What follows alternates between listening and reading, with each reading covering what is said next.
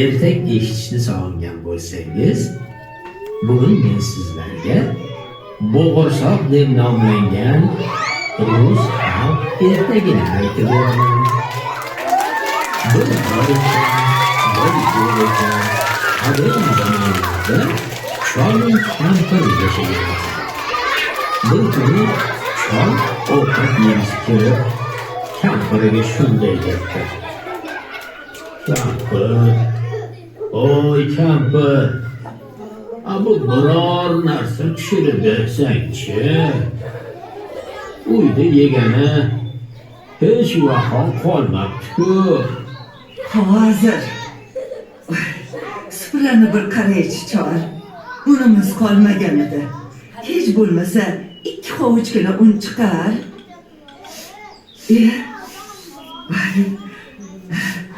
Mana kichkinagina dumaloqqina bo'g'irsoqqa yetarli un chiqdi. Chol, hozir sizga bo'g'irsoq pishirib beraman. Kampir unni qaymoqqa qorib bo'g'irsoq tayyorlatdi.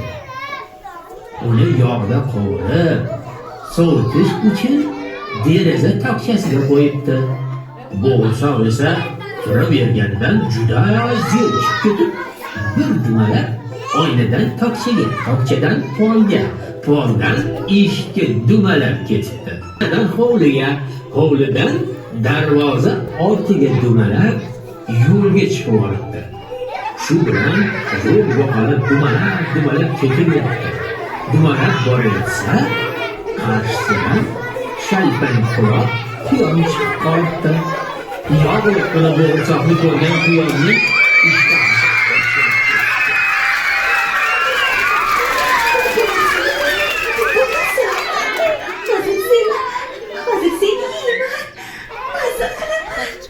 Meni yema quyon, evaziga senga qo'shiq aytib beraman.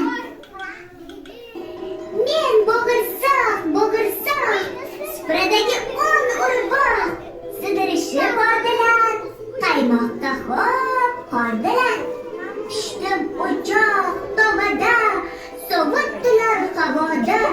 Qochib ketdim bobomdan, qochib ketdim buvimdan. Eshit quyon, bo'ldi bas, sendan qochish hech gapmas. Bo'g'irsoq shunday deb yo'l bo'ylab tez-tez dumalab ketibdi. Quyon esa uning faqat izini ko'rishga ulguribdi xolos. Bo'g'irsoq yo'lda bamayli xotir dumalab borayotsa, qarshisidan bo'ri chiqib qoldi. Uning qorni och ekan. Yog'liqqina bo'g'irsoqni ko'rib,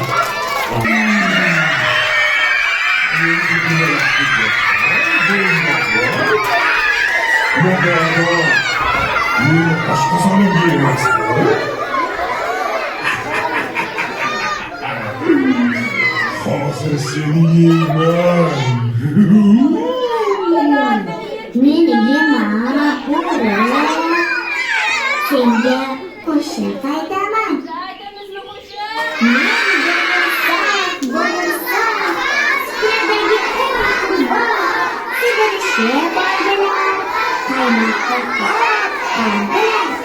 Pishdim o'choq tovada, sovutdilar havoda.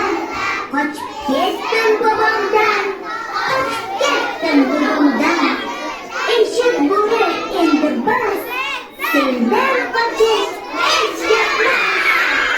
shunday deb bo'g'irsoq juda tez dumalab ketdi.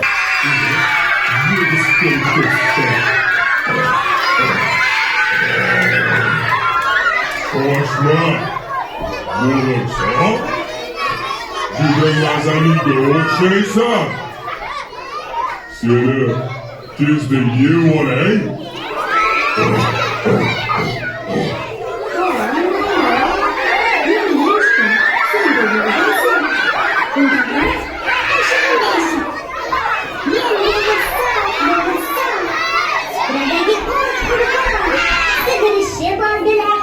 Qaymoqqa xo'p qordan, pishdim o'choq tovada, sovutdilar havoda. Qochib ketdim bobomdan, qochib ketdim buvimdan. Eshik ayiq bo'ldi bas, sendan qochish hech gapmas. U ko'zini aytib bo'lishi bilanoq yana odatdagidek orqaga qolaveribdi. Bo'g'irsoq ular atrofni tomosha qilib yerga duo etib ketayotsa, qarshisi makka tilxon qaytdi.